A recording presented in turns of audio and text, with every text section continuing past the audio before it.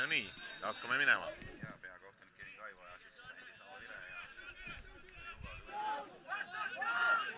Kohile mängib ennast jälle löögile ja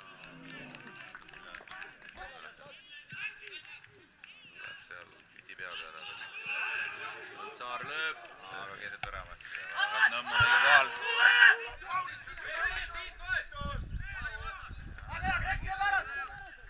Tulega ja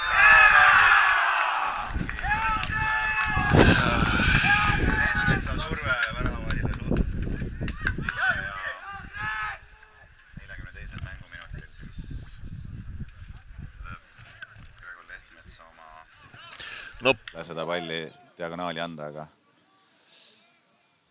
ja nüüd jälle peale löök ja Jänes on sunnitud tõrjuma väga Jaagant. Vasakuga löök peale, aga keset väravat ja väga hästi tuli pall Kohi jala peal. Löök ja rikošett ka,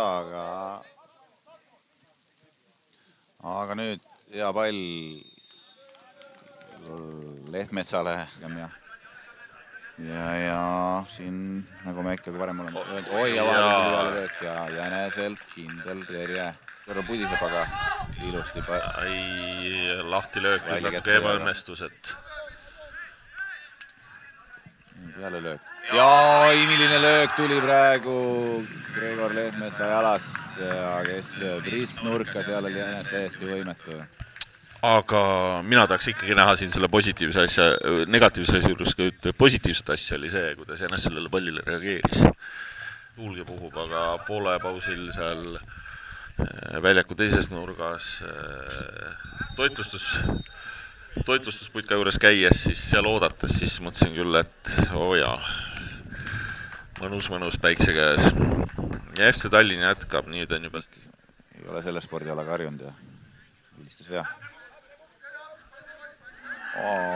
Nüüd tuli õnnetus olukorras mängida. Ja võtab punase kaarti, kohtunik võtab punase kaarti. Arsti ja Kanderaami ja mis siin kõik läheti ja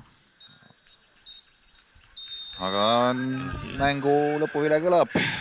Kevin Kaivo selle annab ja tulemuseks siis 0-2.